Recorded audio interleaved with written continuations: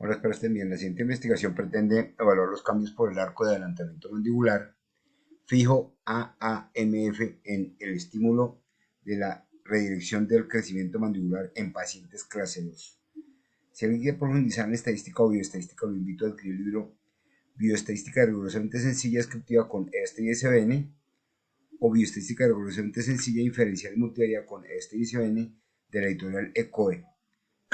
Pueden escribirme a mi correo o enviarme a mi WhatsApp para yo responderle dudas. Un matemático o un estadístico va a comprender los teoremas sin lágrimas, las demostraciones, y una persona de cualquier carrera va a comprender los conceptos sin lágrimas, tal cual mi página. Bien, miremos el desarrollo de esta investigación que pretende evaluar los cambios generados por el arco de adelantamiento mandibular fijo AM en el estímulo y la reducción del crecimiento mandibular en pacientes en crecimiento con maloclusión clase 2 intervenidos con el arco de adelantamiento AAMF. Determinar la magnitud del crecimiento en cada uno de los ángulos que se tomaron. Determinar la magnitud de crecimiento después del tratamiento. Determinar la magnitud del crecimiento mandibular. Eh, y determinar la corrección de la maloclusión. Bien. Entonces, para esta investigación se aplicaron las siguientes pruebas con su respectivo objetivo. Análisis probatorio de datos para escribir la muestra. Shapiro-Wilk para determinar si los variables continuos presentaban o no distribución normal. T-pareda para comparar las medidas en las medidas T0 versus T1. ANOVA para comparar las medidas de Bassetti en tratamientos T0 y T1 a nivel de las diferentes medidas. Tukey para ubicar dónde están las diferencias. Chi-Quadra para determinar si hubo diferencias en el estadio de Bassetti T0 versus T1. Y se utilizó el Real Statistics versión 9.3 de abril 2024, que es el mismo R para Excel 4.3.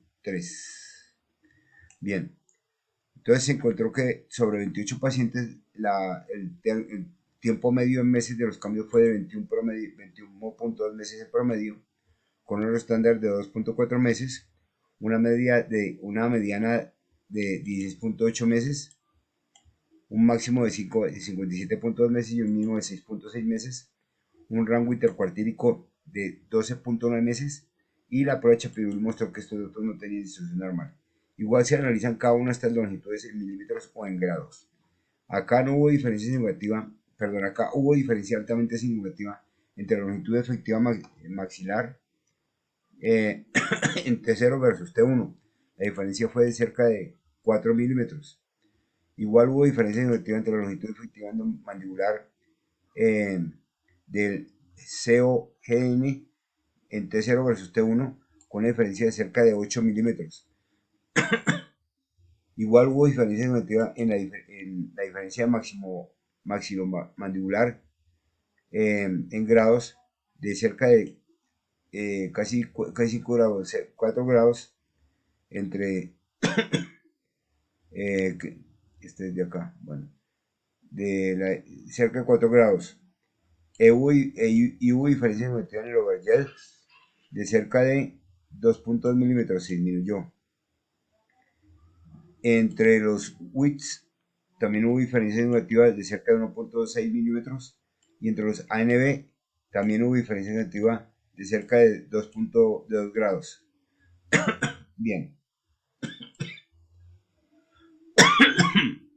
Se aplicó entonces una ANOVA para determinar si la longitud efectiva maxilar tenía cambios en los diferentes tiempos T1 y T0 en los diferentes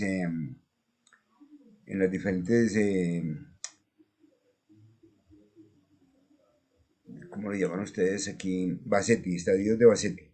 Y se encontró que si hay diferencia negativa a nivel de la longitud efectiva, de la longitud efectiva mandibular y de la longitud de overjet. No hubo diferencias negativas a nivel de la convexidad, del width y del SNA y SND. Entonces se aplicó la prueba post hoc encontrando que entre TS1 y TS2 hubo diferencia negativa a nivel de la longitud efectiva el primer periodo de tiempo 1 de CS2 contra el primer periodo de T1 CS6 hubo una diferencia de 29.2 9 milímetros y fue significativa. Entre TC1 y TC3 versus T sub 0, C1, CS1 hubo una diferencia significativa de 8 milímetros y una diferencia significativa de la longitud mandibular de 17.6 milímetros. Entre TC1, 3 y T0, C2 hubo una diferencia significativa de 3.9 milímetros. Entre TC1, tiempo 1, CS4 y tiempo 0, CS1 hubo una diferencia significativa de 15.8 milímetros a nivel de la longitud efectiva. Igual se analizan estos que presentaron diferencias significativas entre estos dos, esta que presentó diferencias significativas entre estos dos, esta que presentó diferencias significativas entre estos dos a nivel de la longitud efectiva del maxilar y del mandibular.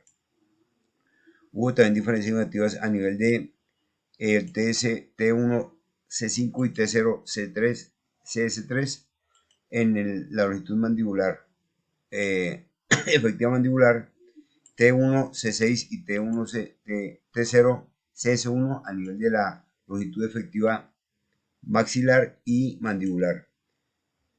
Y T1, CS6 y T inicial, CS2 a nivel de la overjet de 5.1 milímetros.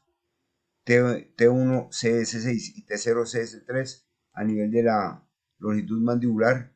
Y finalmente T0, CS1 y T0, CS1 y T0, CS2 tiempos iniciales a nivel de la longitud maxilar y a nivel de la longitud efectiva mandibular. Bien. Luego se aplicó la prueba chi cuadrado para saber si había diferencias significativas entre los cambios en los periodos del italiano de Bassetti y se encontró que no hay una diferencia, hay una diferencia significativa pero al 10%, al 5% no alcanza a haber diferencia significativa en los cambios. Los cambios más significativos fueron CS3, que arrancaron 13, 6 pasaron a CS4, 12 quedaron en CS3, 4 pasaron a CS5 y 1 pasó a CS6. Son los cambios que hubo significativos.